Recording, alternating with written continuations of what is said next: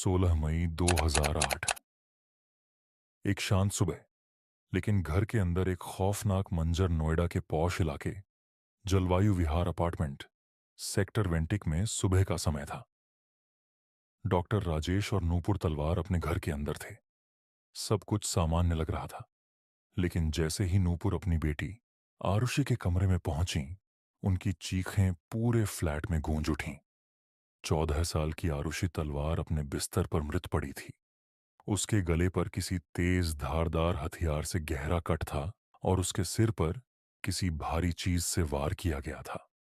खून से भीगा तकिया उसकी मौत की गवाही दे रहा था।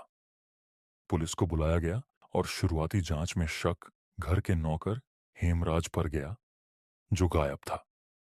लेकिन अगले ही दिन एक और चौंकाने वाला खुलासा हुआ। हेमराज की लाश फ्लैट की छत पर पड़ी थी। अब यह मामला एक डबल मर्डर बन चुका था और इसकी गुत्थी सुलझने के बजाय और उलझती जा रही थी। हत्या की रात 15 से 16 मई 2008 को क्या हुआ होगा? आरुषि की मौत की रात को लेकर कई थ्योरी हैं। हत्या कैसे हुई, कौन आया, कैसे वारदात को अंजाम दिया गया, इस पर आज भी रहस्य बना हुआ है। संभावित घटनाक्रम: रात 11:30। डिनर खत्म हो चुका था। राजेश और नूपुर तलवार अपने कमरे में टीवी देख रहे थे। आरुषि अपने कमरे में किताब पढ़ रही थी। हेमराज छत पर था। रात 12 बजे। राजेश तलवार ने वाईफाई इंटरनेट राउटर रात 12:08 पर बंद किया। इसका मतलब है कि वे सोने की तैयारी कर रहे थे। रात 12:30 से 1 बजे एक परछाई धीरे धीरे घर के अंदर बढ़ी। आरुषि के कमरे का दरवाजा खोला गया।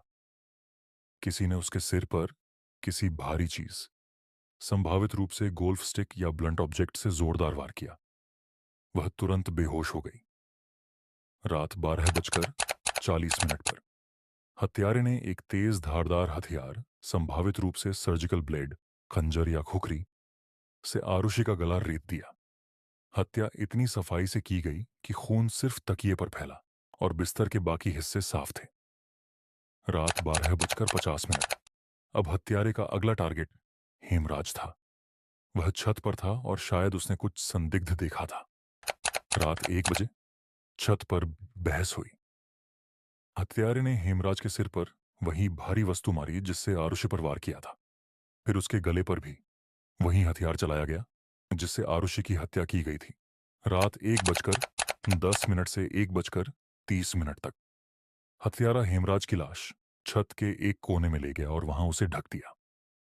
इसके बाद घर के अंदर वापस आकर आरुषि के कमरे का दरवाजा बाहर से बंद कर दिया।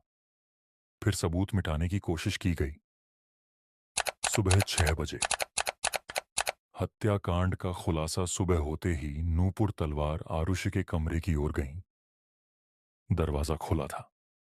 अंदर देखा तो आरुषि खून से लथपथ पड़ी थी। राजेश और नूपुर तलवार जोर जोर से रोने लगे। तुरंत पुलिस को सूचना दी गई। पुलिस जब मौके पर पहुंची तो पहली नजर में यह एक घरेलू हत्या का मामला लग रहा था।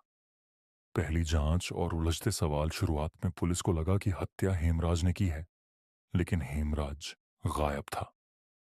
घर के बाहर कोई जबरदस्ती घुसने के निशान नहीं थे। घर में सिर्फ 3 लोग थे: राजेश, नूपुर और आरुषि। अगर हेमराज कातिल था तो वह कहां गया? लेकिन जब अगले दिन छत से हेमराज की लाश मिली तो पूरा केस उलझ गया। अब सवाल उठे, अगर कोई बाहरी कातिल था तो उसने छत पर शव क्यों छोड़ा? किसने इतनी सफाई से हत्या की? हत्या के बाद कमरे का दरवाजा बाहर से क्यों बंद किया गया? माता पिता पर शक क्यों गया? घर के अंदर सिर्फ 3 लोग थे। अगर कोई बाहरी नहीं आया तो हत्या किसने की? हत्या के वक्त किसी को कोई आवाज क्यों नहीं सुनाई दी? हत्या इतनी सफाई से की गई थी कि यह एक प्रशिक्षित व्यक्ति का काम लग रहा था। पुलिस को शक था कि हत्या में इस्तेमाल हथियार गायब किए गए। सीबीआई ने दावा किया कि राजेश तलवार ने हेमराज और आरुषि को आपत्तिजनक स्थिति में देखा और गुस्से में हत्या कर दी। लेकिन यह सिर्फ एक थ्योरी थी, कोई पक्का सबूत नहीं था। सीबीआई जांच और कोर्ट केस जब यूपी पुलिस पर लापरवाही के आरोप लगे तो केस सीबीआई को सौंप दिया गया। सीबीआई की दो टीमों ने जांच की। पहली टीम माता पिता को दोषी मानती थी, लेकिन सबूत नहीं मिले। दूसरी टीम, उनका मानना था कि कोई और हत्यारा था, लेकिन उनके पास भी ठोस प्रमाण नहीं थे। 2013 में गाजियाबाद सीबीआई कोर्ट ने तलवार दंपत्ति को दोषी मानते हुए उम्र कैद की सजा सुनाई। लेकिन 2017 में इलाहाबाद हाई कोर्ट ने सबूतों के अभाव में दोनों को बरी कर दिया। आज भी अनसुलझा रहस्य, क्या माता पिता निर्दोष थे या उन्होंने हत्या की?